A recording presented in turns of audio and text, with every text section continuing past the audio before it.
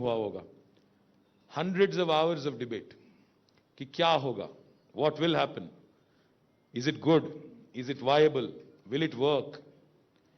Or on top of this, back then, the chief minister, the incumbent chief minister of the United Andhra Pradesh, Mr. Reddy, Mr. Kiran Kumar Reddy, who actually happens to be a friend of many of those who are seated here also, I think. You know, he kept saying some things which kind of whipped up a frenzy. You know, he had said, पहली बात तो तेलंगाना अगर बनेगा तो यहाँ पे अंधेरा होगा. There will not be any power whatsoever. Second thing he said was, if Telangana is formed, there will be a day in, day out battle on religious lines, on regional lines, every day एक झगड़ा. आपको हर दिन एक झगड़ा देखने को मिलेगा. हर दिन कुछ ना कुछ यहाँ पे होगा. There won't be any peace or tranquility. The third thing that was also said was कि तेलंगाना अगर बनेगा तो यहाँ पे नया इन्वेस्टमेंट छोड़ो, यहाँ पे जो एग्जिस्टिंग इन्वेस्टर है वो ही भाग जाएंगे. तो आप जो बात कर रहे हो कि if Telangana is formed we will get jobs to our children, वो तो दूर दूर की बात है. फिलहाल जो जॉब्स यहाँ पे है, फिलहाल जो इन्वेस्टर यहाँ पे है, वही भाग जाएगा. This was the rhetoric around the formation of Telangana. And lastly, which was kind of very condescending, in a very condescending tone, it was also pointed out कि तेलंगाना में एबल लीडरशिप है क्या? अगर तेलंगाना बना, आप में इतना दिमाग है क्या? आप में इतना काबिलियत है क्या? Are you capable enough to run your own state? In a very condescending manner, these questions were asked. I'm just taking you into a flashback just so that I can juxtapose and tell you what happened in the last 6 years. These were all the questions that were asked about 6 years ago. But now, you look forward 6 years. Aap socho. What has happened in Telangana? What has happened in Hyderabad? People were worried about Hyderabad because Hyderabad, like Nasir said, is a city that evolved over 430 years. If any one leader or if any one government would stake a claim on Hyderabad and say कि हमने इसको बनाया, तो मैं तो बोलता हूं that person is living in a fool's paradise. Because Hyderabad, like I said, evolved over a period of time of 400 plus years. If you look at cities across the world, not just Hyderabad, like they say, Rome was not built in a day. Likewise, no city gets built in a day. City is not about a few concrete structures or a few blocks. City is about an inherent soul, culture, heritage, the vibe that goes with the people of the city, the social infrastructure. All of these ultimately culminates and ultimately ends up being what is known as the core value or the core belief system or the core soul of that city. Now, Hyderabad is one of those rare cities in India. आप देखो, आप क्योंकि आप travel करते रहते हो, आप सारे बिजनेसमैन हो, आपने शायद इंडिया में भी ट्रैवल किया होगा, बाहर भी किया होगा. There are very few cities like Hyderabad. क्योंकि यहाँ पे अगर आप जाएंगे, अगर आप आज चेन्नई जाएंगे या बैंगलोर जाएंगे, वहाँ पे कोई बड़ी हिस्ट्री नहीं है, वहाँ पे कोई ऐसी इमारत नहीं है जो 400 साल पुराना है, 500 साल पुराना है. यहाँ पे अगर आज जाएंगे आप, एक चार मीनार है, एक हमारा चौमाला है, एक गोलकुंडा है, टूम्स है, जो सैकड़ों साल पहले बने हुए हैं. On the other hand, if you juxtapose, you see the new age symbols also, the Durgam Cheruvu Bridge, the beautiful command control center that's coming up in Banjara Hills, the new age symbols of new age vibrancy, the new generation thinking, etc. So this is the beautiful combination of Hyderabad. I keep saying it. Hyderabad is a unique city that possesses both old world charm and a new age vibe. Very few cities in India have it. या तो वो है या तो ये है. ये दोनों कंबाइन करने वाला सिटी बहुत कम है, उसमें हैदराबाद एक है. तो इसमें सबसे बड़ी चीज हमारे लिए, when we assumed office on the 2nd of June 2014, the biggest challenge for us as a government was, like I said, all the things that were pointed out by the naysayers. जो लोग बोल रहे थे कि ये state नहीं चलेगी, जो लोग बोल रहे थे कि यहां पे इनका कुछ नहीं हो सकता है, इनका कोई फ्यूचर नहीं है, अंधेरा है. सबसे बड़ी बात तो हमारे लिए ये थी कि not only did we have a point to prove to them, more importantly we had a point to prove to ourselves that this state will work and do very well. मैं आपसे ये बात कहना चाहता हूं, आज एक बार देखिए आप, when our chief minister sir KCR ji had assumed office, he is a very practical man, he is a man who's rooted in reality. वो ज्यादातर आप देखेंगे तो सैटेलाइट नहीं बात करते हैं, हाई टेक्नोलॉजी नहीं बात करते हैं, वो बात करते हैं बिजली की, पानी की, सड़क की, जो लोगों के बेसिक नीड्स होते हैं, एग्रीकल्चर की, सपोर्ट प्राइस की, जो आम आदमी, जो गरीब आदमी है उसकी देखभाल की ज्यादा बात करते हैं. बाकी चीज भी करते हैं, प्लान करते हैं, विजन देते हैं, एक ब्रॉड हाई लेवल विजन उनका है, बट उनका फोकस जो है ज्यादा आम आदमी का रिक्वायरमेंट पे होता है. तो जब हमने ऑफिस अज्यूम किया, the first thing he said is, how can the chief minister of the then Andhra Pradesh say कि अंधेरा होगा यहां पे, इसके बारे में क्या किया जा सकता है. क्योंकि नॉर्मली हम देखते हैं फैक्ट्री वर्कर्स हड़ताल करते हैं कि भाई बिजली नहीं है, क्या कोई तकलीफ है. बट हैदराबाद में और आंध्र प्रदेश में एक यूनिक चीज था.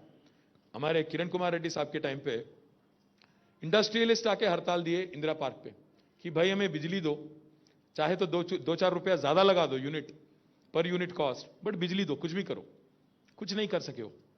But with in 6 months after assuming office, in fact I remember 2014 जून, काचीगुड़ा में हमारे स्टील ट्रेडर्स और कोई ऑयल कंपनी वाले थे, हमारे लोकल बिजनेसमैन थे, उन्होंने एक मीटिंग लगाया था होटल में 2014 जून में, initial days.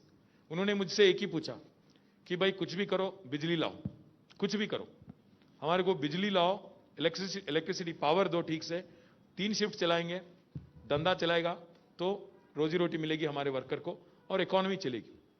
First thing our honourable chief minister did was, within 6 months he sorted out the power issue, and today I'm happy to share with you, when we assumed office, the installed capacity of power in the state was 7,000 megawatts. Today it is 16,000 megawatts. और इस 16,000 में से I am also even more proud to say this, for those of you who are environmentally conscious, who are very keen on renewable energy, out of these 16,000, when we assumed office, 45 megawatts was produced from solar energy. Today more than 4,000 megawatts is produced from solar energy. We are the number 2 state in the country. After Karnataka, solar energy में हम लोग number 2 है. अगर land mass के हिसाब से देखेंगे, क्योंकि कर्नाटका बहुत बड़ी है, if you look at land mass, then I would definitely say we are number 1. Pro rata अगर देखेंगे, so that's the first thing we sorted out, and today every person enjoys the benefits of electricity. So आप agriculture ले लो, industry ले लो, household ले लो, हर कोई किसी को benefit मिला है इसके तरफ से. दूसरी बात, हैदराबाद में ऐसे भी जगह थे जहां 14 दिन को एक बार पानी मिलता था, पीने की पानी. केसीआर साहब ने कहा ऐसे कैसे हो सकता है. हैदराबाद ऐसी शहर है जहां पे बहुत सारा प्लानिंग किया गया है. अगर आप सोचेंगे 1920s की बात है, when this was Hyderabad state, back then Mokshagundam Visvesvaraya was summoned by the ruler. उनको बुला के, मूसी का फ्लड हुआ था 1908 में, उनको बुला के प्लानिंग करवा के उनको 2 इंस्ट्रक्शन दिए गए थे. बताया गया था कि पहली बात, आप build reservoirs so that future flooding can be avoided, we can arrest the Musa Esa in certain locations. And दूसरी बात, the city is growing, so provision for drinking water. 1920 में इस सिटी के लिए एक ड्रिंकिंग वाटर रिजर्वॉयर बना जो आप आज देखते हैं, गंडीपेट. और हैदराबाद में जो लोग हैदराबादी हैं, पुराने हैं, आप तो जानते हैं, कोई नया अगर हैदराबाद में आता है 6 महीने के बाद वो मिलता है तो एक कहावत है, अगर थोड़ा वो साफ सुथरा लगता है, थोड़ा गोरा बनने लगता है तो बोला, अरे इसको तो गंडीपेट पानी पड़ा भाई, इसके सिस्टम में आ गया भाई बोलते. That is a fact. తెలుగులో కూడా చెప్తారు, వీడు కొద్దిగా నున్నగా అయిందంటే వీడు గండిపేట నీళ్ళు తాగిండ్రా भाई అంటే. मैं क्या बोल रहा हूं, 1920 की बात है वो, वी आर इन 2020. 100 सालों में शहर कितना बड़ा आप सोचिए. बट किसी भी गवर्नमेंट ने इस बीच में इन 100 साल में कोई भी चीफ मिनिस्टर ने नहीं सोचा कि हैदराबाद के लिए एडिशनल ड्रिंकिंग वाटर रिजर्वॉयर बनाया जाए.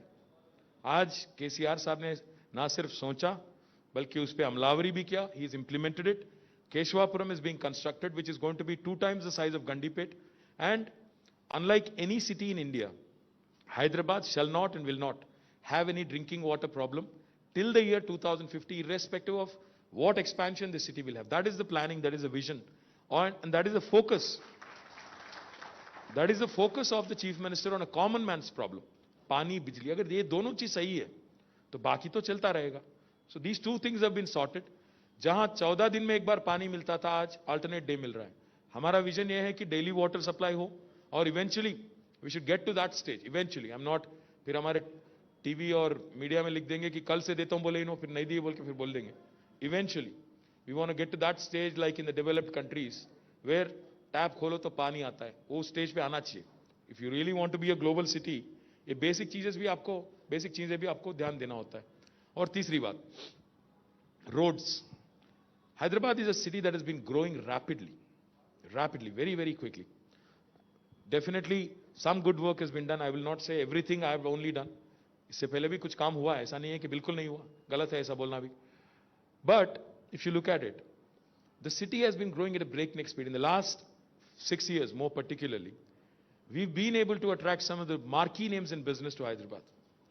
अगर आप Google ले लीजिए, Apple ले लीजिए, Amazon ले लीजिए, Facebook, Uber, Salesforce, Micron, all of these companies today, their second largest base outside of their headquarters is right here in our city. ये ऐसे ही नहीं होता है, ऐसे ही मैजिक नहीं है कि किसी को बुलाए, फोन लगाए, एसएमएस मार दिए वो आ गया, ऐसा नहीं होता. You really have to do a lot of hard work behind the scenes. उनको समझाना पड़ता है कि हैदराबाद का वैल्यू प्रोपोजिशन क्या चीज है, क्या किया हमने, क्या कर सकते हैं, what is it that we offer. How Hyderabad offers the biggest bang for the buck compared to a Bangalore, Chennai, Bombay, Ahmedabad, Pune, Delhi. इसको सेल करना पड़ता है, मार्केट करना पड़ता है. इसमें केसीआर साहब का बहुत बड़ा हाथ है. उन्होंने हमें फ्रीडम दिया कि भाई ऐसा करो, यूथ को यहां पे एम्प्लॉयमेंट मिलना चाहिए, आप इंडस्ट्री में रिफॉर्म्स लाओ. टीएसआई पास उनका बेबी है. उनका मन में एक आइडिया आया था, पूछा उन्होंने इंडस्ट्रियलिस्ट से, एक मीटिंग किया उन्होंने, 7 घंटे बैठे वहां पे इंडस्ट्री के साथ. पूछा उन्होंने कि क्या चाहिए आपको, आप बताइए, आज कितना टाइम लगता है आपको क्लियरेंस एक लेने में गवर्नमेंट से. उन्होंने कहा वो तो पूरा सब्जेक्टिव है सर, हम एप्लीकेशन डालते हैं, अब उनका देना हमारा मतलब उनके कृपा से चलता है, ऑफिसरों के कृपा से चलता है, अब वो जो जब चाहे तब देंगे. So he brought in a legislation which said no other CM has done this in this country. 15 दिन में परमिशन देंगे, वरना 16वां दिन 16th day it's a deemed approval. No other state, no other counterpart of the honorable CM has done this in the country. Second thing is done, self-certification. If you want to start a factory in Hyderabad today, you don't need a clearance from the government. आप शुरुआत करो, पहले बनाना शुरू करो, simultaneously एक application डाल दो, ये कोई नहीं बोलता आपको. और तीसरी बात, अकाउंटेबिलिटी. ऑफिशियल्स को उन्होंने बाय स्टैट्यूट, बाय लेजिस्लेशन, अगर आप 15 दिन में क्लियरेंस नहीं देते हो, you will be fined a sum of ₹1,000 per day starting 16th day. ये तीनों चीज have made TS iPass a very attractive deal, and that's why we've been able to attract good investments in the last 6 years. Of course, पानी है, बिजली है, जमीन है, land है, वाटर है, पावर है, ये सब हो गया. उसके साथ ही साथ सबसे बड़ी बात लॉ एंड ऑर्डर है, पीस है. क्योंकि जो डाउट्स थे सबके मन में कि रीजनल लाइन पे झगड़ा होगा, रिलीजन के लाइन पे झगड़ा होगा, वो सब झंझट नहीं है. हैदराबाद आज ऐसी शहर है जहां पिछले 6 सालों में एक दिन नहीं, एक घंटा नहीं, 1 मिनट की भी कर्फ्यू की जरूरत नहीं पड़ी. मैं पढ़ाई यहीं पे किया हूं, निजाम कॉलेज की मेरी ग्रेजुएशन है और मेरी स्कूलिंग ग्रामर की है. मैं बचपन में देखता था हर साल, every year without an exception, I think many people in this room will agree, every year without an exception हम देखते थे कि कब एडिशनल हॉलीडेज मिलेगा. 7 से 10 दिन मिलता था पक्का. कुछ ना कुछ झगड़ा कहीं ना कहीं, कोई ना कोई कुछ बोल देता, फिर लफड़ा, खत्म, कर्फ्यू लगाओ, 7-10 दिन हॉलीडे. और आजकल बच्चे हमें बहुत डांट रहे हैं कि उनको हॉलीडे नहीं मिलता, क्योंकि लॉ एंड ऑर्डर स्विफ्ट है, पक्का है, सीएम का पकड़ है स्टेट पे. He is a very capable leader, is a very able leader. So therefore first thing he had done was he revamped the entire police. आज जो आप गाड़ी देखते हो पुलिस की, मैं कहता हूं आज आप पूरे हिंदुस्तान में देखो, पूरे इंडिया में देखो, इतना स्वैंकी पुलिस फोर्स आपको कहीं नहीं मिलेगा. पुलिस से पहले वो जो खटारा गाड़ी होता था उसको हटा देके नए गाड़ी, आज कमांड कंट्रोल सेंटर देखिए अपना, most efficient and most state of the art. And more importantly, there was a study done recently by a company called Comparitech from United Kingdom. उसमें ये नतीजा निकला कि Hyderabad is the 16th most surveilled city in the world. 5 lakh CC cameras Hyderabad में आपको देख रहे हैं. यहां पे चेन स्नैचिंग खत्म हो गया. जो कार्ड प्लेइंग क्लब थे, शायद निजाम क्लब वाले कुछ गाली दे रहे होंगे हमें, बट फिर भी वो भी खत्म हो गया. गुडुम्बा खत्म हो गया दूलपेट में. आज हैदराबाद बहुत पीसफुल है. पिछले 6 सालों से ये जो सारे चीज जो डिस्टर्ब करते थे हैदराबाद में पीस और ट्रैंक्विलिटी को, सारे चीज खत्म हो गए. और इसको एक स्ट्रेटेजिकली एक एक्शन प्लान लेके सीएम साहब ने किया. इसके अलावा for the poor we have done many things. I mean you see Annapurna centres, Basti Dawakhanas, KCR kits, Kalyan Lakshmi, Shadi Mubarak, I can go on and on. The reason why we do this, कुछ लोगों को लगता होगा कि क्यों तुम लोग यार लोगों को लेजी बना रहे हो, क्यों फ्री सॉप्स दे रहे हो. बहुत लोग बोलते हैं मुझे. मैं आपको एक बात बोलना चाहता हूं. India is a very heterogeneous country. यहां पे अंबानी भी है और सबसे गरीब आदमी भी यहीं पे है. सबसे अमीर आदमी भी है, सबसे गरीब आदमी भी है. कोई भी सोसाइटी में एक फंडामेंटल बात होती है, अगर आप आपका वल्नरेबल सेक्शन का देखभाल ठीक से नहीं करते हो, अनरेस्ट आ जाता है. चोरी क्यों होती है, चेन स्नैचिंग क्यों होता है, कोई आदमी एंटी सोशल क्यों बनता है? क्योंकि रोजी रोटी नहीं मिलता या उसके लिए अपॉर्चुनिटी नहीं क्रिएट किए जाते हैं, उसकी देखभाल ठीक से नहीं किया जाता है.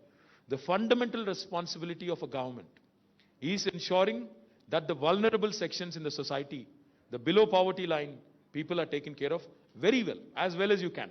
अगर वो आप ठीक से करते हो तो क्या होता है, अनरेस्ट जो है सोसाइटी में कम हो जाती है.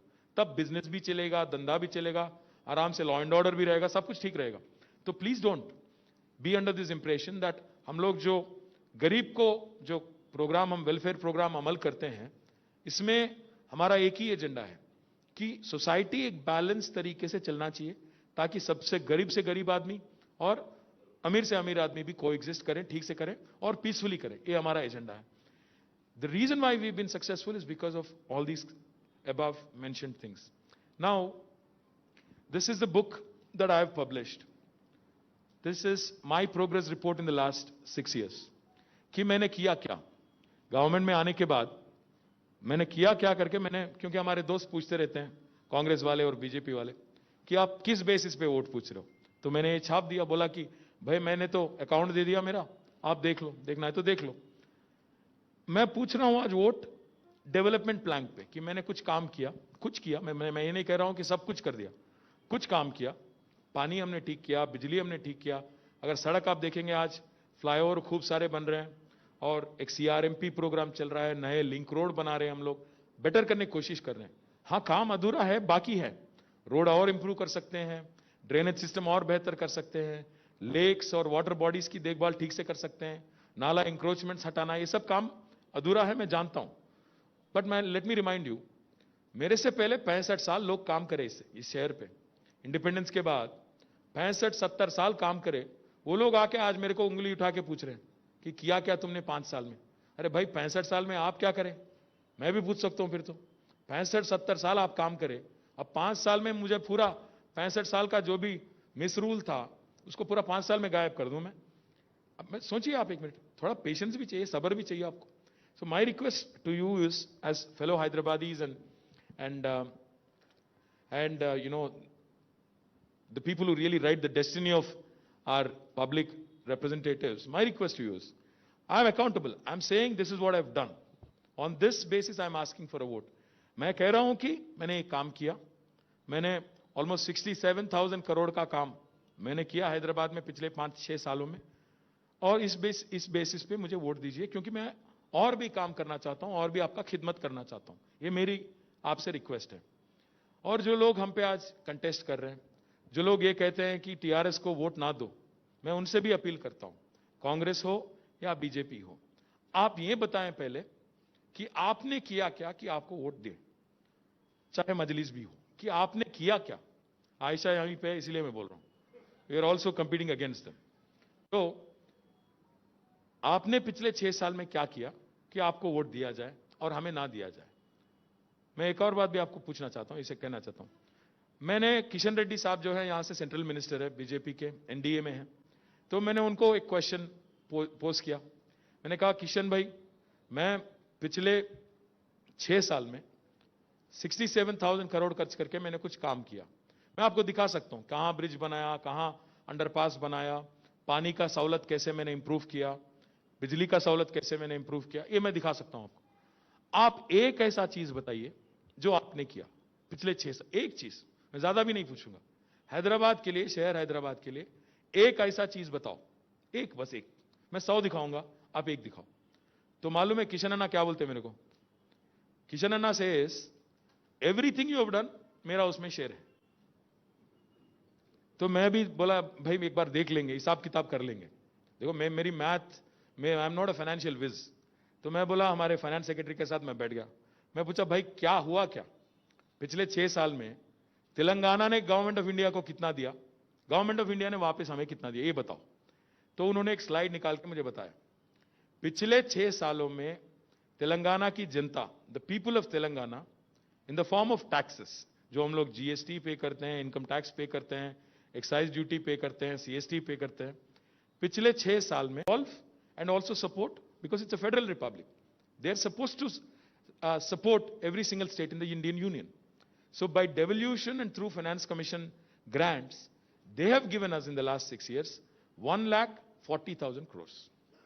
तो 2,72,000 crore हमने उनको दिया, उन्होंने वापस हमें 1,40,000 करोड़ दिया। मतलब गया यहां से 1 रुपया, आया वापस 8 आना। अब अमित शाह साहब आते हैं हैदराबाद, कल आ रहे हैं, फिर कल परसों आ रहे हैं। मैंने सुना प्रधानमंत्री भी आ रहे हैं, अभी अभी पता चला मुझे, परसों आ रहे हैं। नहीं मजाक नहीं कर रहा हूं, आ रहे हैं। गली इलेक्शन के लिए दिल्ली से लीडर आ रहे हैं, शायद डोनाल्ड ट्रंप भी आएंगे, देखो। तो अमित शाह साहब आते हैं यहां पे, आके बोलेंगे, आके बोलते हैं, इससे पहले बोल चुके हैं कि हमने तेलंगाना को 1,00,000 करोड़ दिया। अमित शाह साहब, मैं पूछना चाहता हूं, लेन देन की अगर बात होती है, दिया किसने, लिया किसने, यहां पे बताओ। मैं बोल रहा हूं 2,72,000 करोड़ हमने आपको टैक्सेस में दिया, आपने हमें वापस 1,40,000 करोड़ दिया। तो लेन देन की बात आती है, कौन किसको क्या दिया, कौन किसको बाकी है, आप बोलो। आज कहां गया हमारा बाकी जो 8 आना, बाकी जो 1,30,000 करोड़ कहां जा रहा है? आपके वाराणसी में, आपके पटना में, आपके गुजरात में आज जो सड़क बन रहा है, बिजली बन रहा है, उसमें हमारा हिस्सा है। आपका यहां पे कुछ नहीं है। मैं ये बात बोलता हूं तो उनको बुरा लगता है। वो क्या बोलते हैं मालूम? अरे ये तो सेपरेटिस्ट एजेंडा है। काहे का सेपरेटिस्ट एजेंडा? मैं क्या बोल रहा हूं, मैं जानता हूं, मैं भी हिंदुस्तानी हूं, I am a proud Indian. I am not saying if I pay 1 rupee I should get back 1 rupee. मैं इतना बेवकूफ नहीं हूं। मैं बस यही बोल रहा हूं कि आप ये छोटी सी बात का बतंगड़ बना के मैंने आपको दिया, ये पोज मत मारो। मैं क्या बोल रहा हूं, मैं जानता हूं इस कंट्री का रेलवे चलाना है, डिफेंस चलाना है, बॉर्डर सिक्योरिटी है, मैं सब जानता हूं। I am a conscious Indian, I am a proud Indian. आप ये नाटक मत करो आके कि तेलंगाना को हमने कुछ दिया। कुछ नहीं दिया। क्या दिया आपने?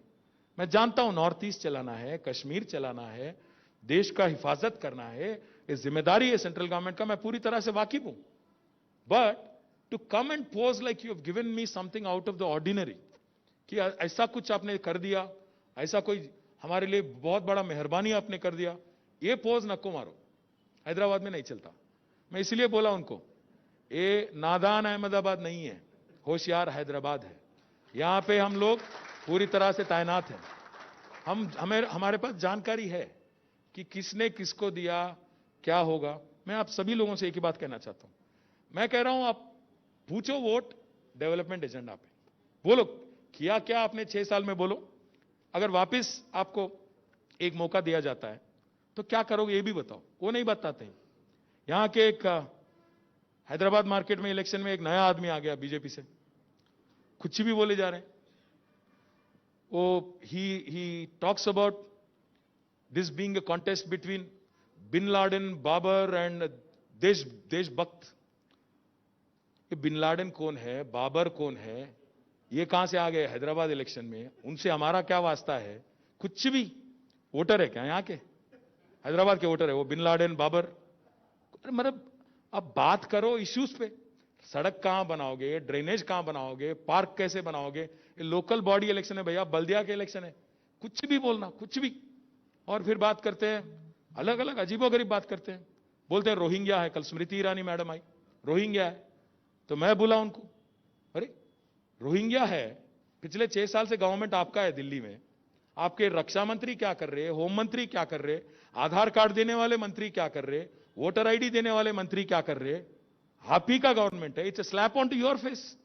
If you are saying today that there is infiltration in this country, slap on you, shame on you. आप जो लोग हिफाजत करने की बात करते हैं इस मुल्क की, अगर आप ठीक से काम करते तो आते कैसे लोग, अगर है भी तो ये जो बात किया जाता है लोगों को भावुक बनाने का, लोगों को उकसाने का, लोगों को प्रोवोक करने का रिलीजियस लाइंस पे, ये जो है, मैं बोल रहा हूं कि let us IT, life sciences, aerospace, logistics, transportation, textiles, pharma, एक आदमी ऐसे दिखाओ हमारे अपोनेंट से जो आके डिबेट कर सके हमारे साथ कि क्या बेसिस पे, कौन सी सेक्टर पे डिबेट करेंगे। आइए बात करते हैं, आइए पॉलिसी पे चर्चा करो, जॉब्स पे चर्चा करो, इकोनॉमी पे चर्चा करो। नहीं करेंगे, बोलेंगे act of God, act of God. आप एक बार याद करो, कोरोना शुरू होने से पहले, उससे पहले जो 8 क्वार्टर थे, 8 consecutive quarters of slowdown has led to a lockdown, landed in a lockdown, and that today has landed this country in a recession. And why did the slowdown happen? Why is our GDP growth rate today less than that of Bangladesh and less than that of Sri Lanka? Why? Because of the disastrous economic policies pursued by Honorable Prime Minister and his team.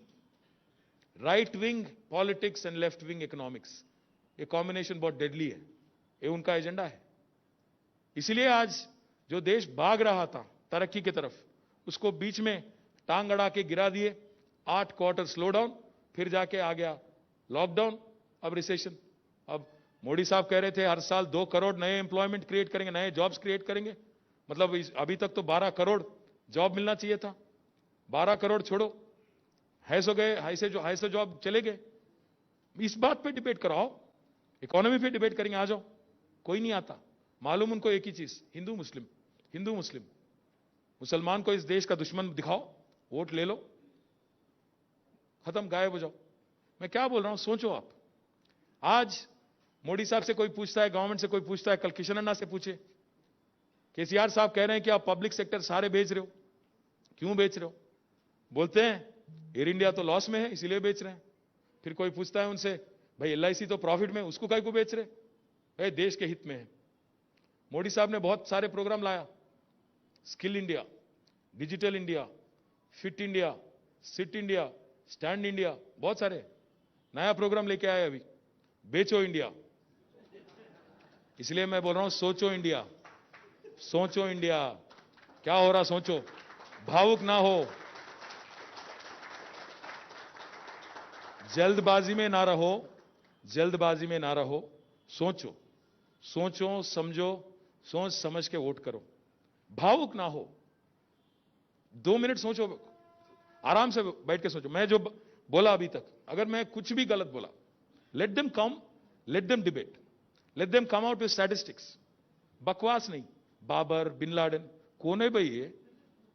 है कौन इन्हों? हैदराबाद से क्या वास्ता है हमारा? Election से क्या वास्ता है? सर्जिकल स्ट्राइक, काय का सर्जिकल स्ट्राइक? कहां पे करते मालूम है तुम्हारे को? मैं क्या बोल रहा हूं, सोच के बात भी कर रहे, सोच के करो। कहां बात कर रहे, क्या बात कर रहे?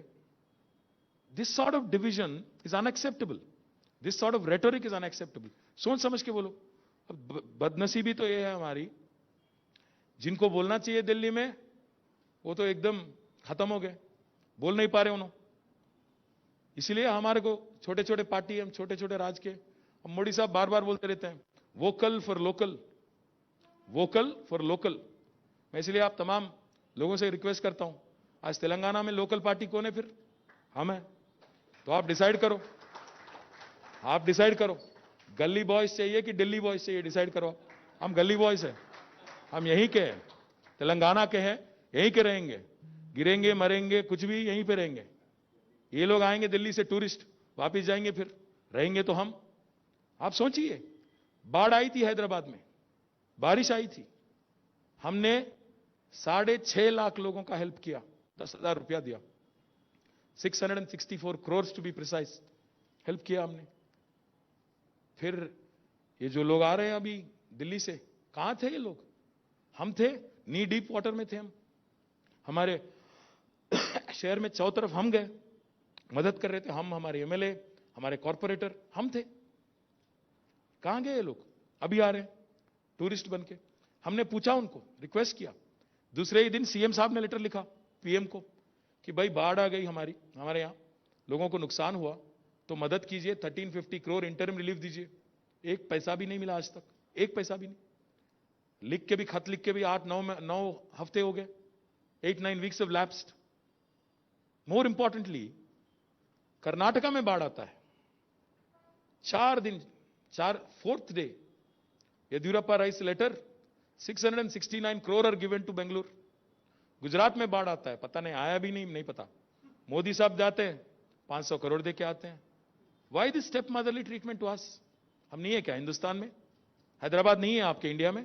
ये कहां की रीत है? हमारा इंडिया है, हम इंडिया में एक अहम हिस्सा है, एक ग्रोइंग स्टेट है, मदद करो हमारी भी, नहीं करते। तो मेरी रिक्वेस्ट आपसे है, जो लोग बाकी टाइम पे नहीं आते हैं, जो लोग डिस्ट्रेस में नहीं आते हैं, जो लोग आज आके इलेक्शन के टाइम पे दिख के एक राउंड मार के जाना चाहते हैं, क्या इन पे यकीन करेंगे आप? इन पे भरोसा करेंगे? जो लोग हमें तोड़ना चाहते हैं, जो लोग हमें डिवाइड करना चाहते हैं, इन पे यकीन करेंगे कि आज एक डिसाइसिव लीडर है, एक तरफ डिसाइसिव पॉलिसीज हैं, डिसाइसिव लीडर है, दूसरे तरफ डिवाइसिव पॉलिटिक्स है? क्या चाहिए? बिजनेस चलना चाहिए, धंधा चलना चाहिए। Role of rupee is what keeps the economy running. Unless that happens, no new jobs, nothing will ever happen.